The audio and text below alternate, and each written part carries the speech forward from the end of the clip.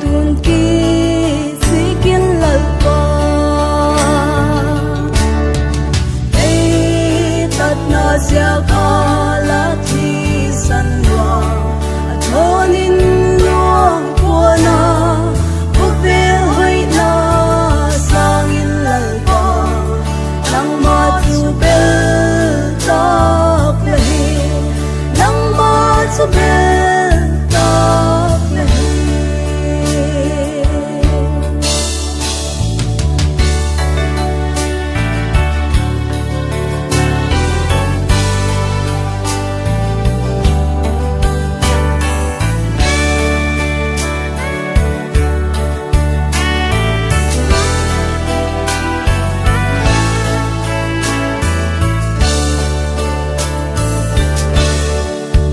tat na thi